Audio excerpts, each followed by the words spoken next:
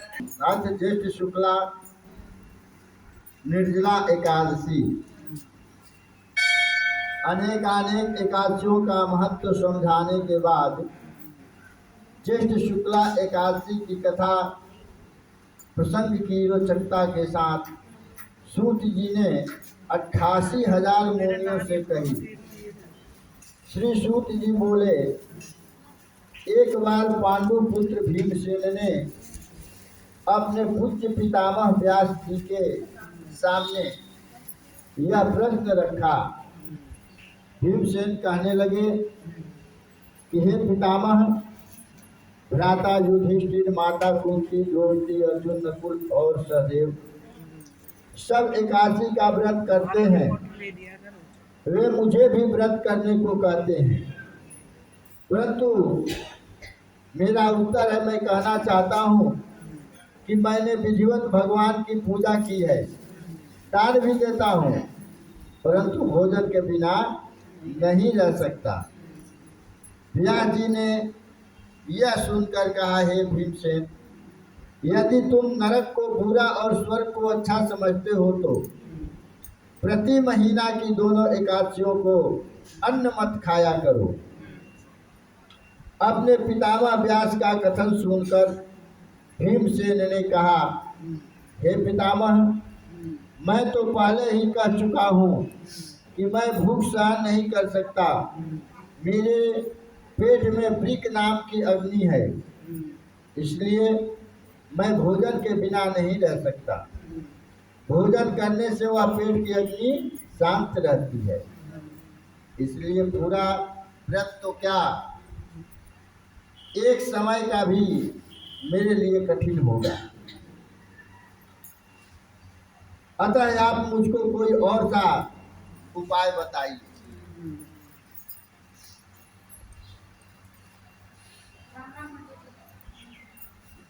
कोई और सा उपाय बताइए। श्री व्यास जी ने कहा, पुत्र, एकादशी का व्रत एक ऐसा उपाय है जिसके द्वारा व्यक्ति थोड़ी सी साधना से ही अनंत फल प्राप्त कर लेता है। मतलब एक दिन के व्रत करने से कई जन्मों का पाप कटित होता है और पुण्य का उदय होता है। विष्णु भगवान के उपासक संत सन्यासी ही नहीं, केवल संत सन्यासी के लिए ही नहीं है व्रत है, ये सभी के लिए व्रत कहा गया है।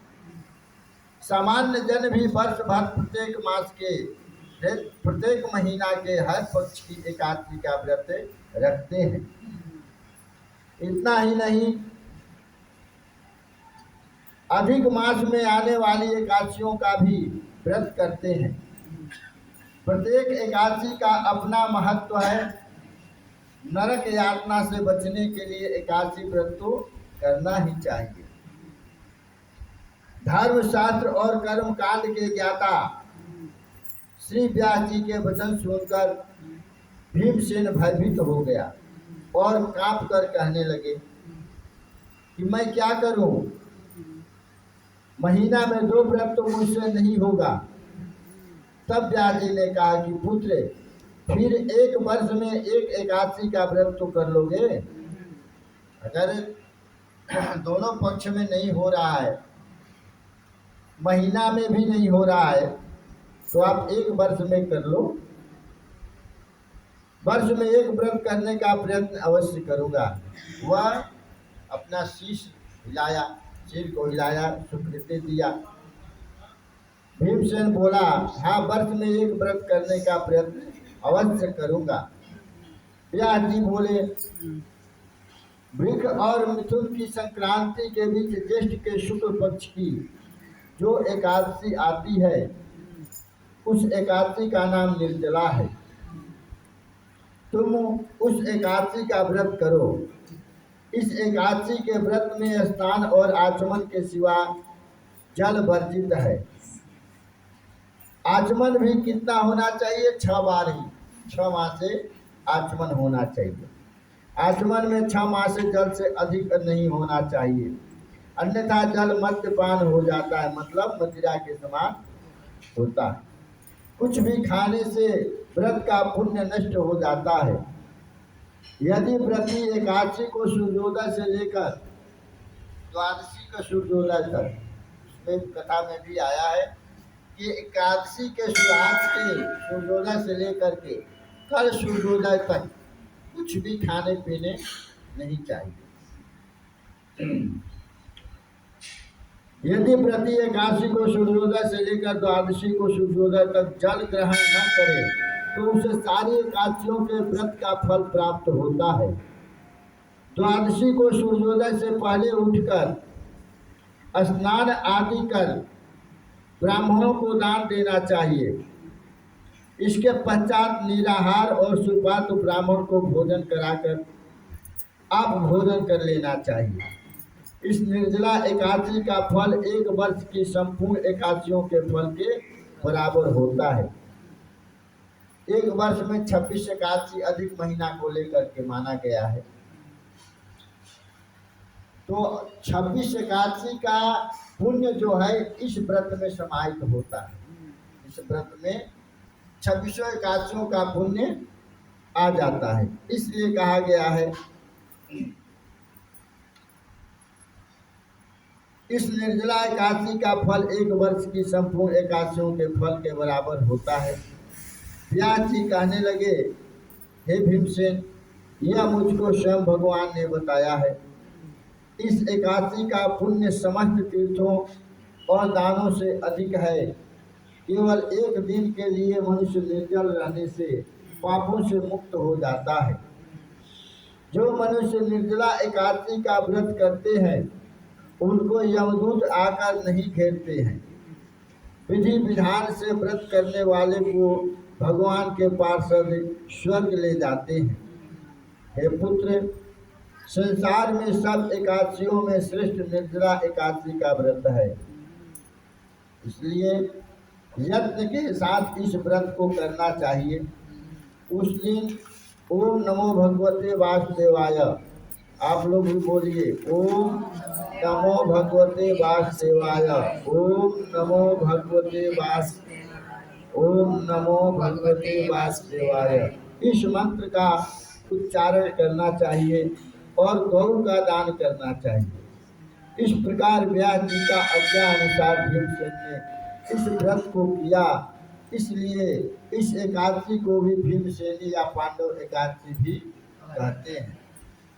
निर्जला एकादशी तो नाम है ही है, लेकिन भीमसेनी या पांडव एकादशी भी इसको कहते हैं। निर्जला व्रत करने के पूर्व भगवान का पूजन कर संकल्प लेना चाहिए या प्रार्थना करें। आप लोग भी बोले, हे भगवान, आज मैं श्रद्धा पूर्वक निर्जला एकादशी का व्रत रखकर दूसरे दिन ही जल और भोजन ग्रहण करूंगा। हे प्रभु, आपकी कृपा से मेरे सब पाप नष्ट हो।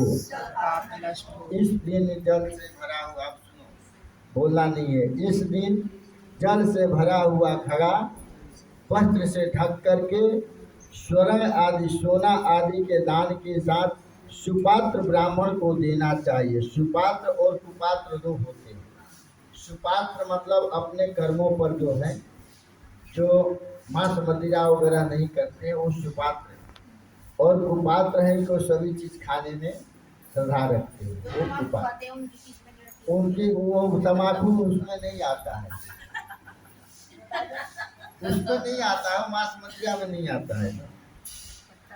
वो तो पके व्रत से मनुष्य विष्णु लोक को प्राप्त होता है। जो व्यक्ति इस दिन अन्न खाते हैं, देखो अन्न के लिखा है,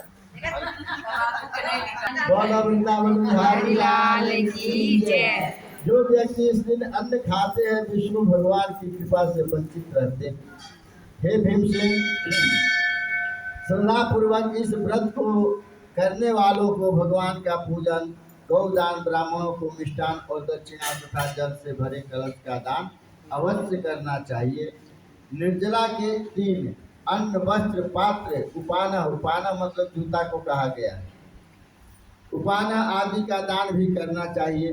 जो मनुष्य भक्ति पूर्वक इस कथा को पढ़ते या सुनते हैं उनको पुण्य प्राप्त होता है। भक्त को पूजा व्रत आदि में अपनी कमजोरी को अपने गुरुजनों से नहीं छुपाना चाहिए। अगर कुछ गलती हो भी जाता है, कुछ खा भी पी लेते हैं,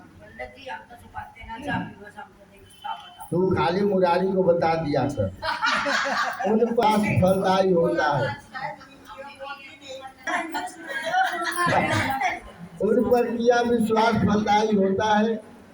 व्यास जी की कृपा से भीमसेन समस्त एकादशियों के पुण्य के भागी बना। बोलो वृंदावन बिहारी लाल की जय, व्यास माता की जय।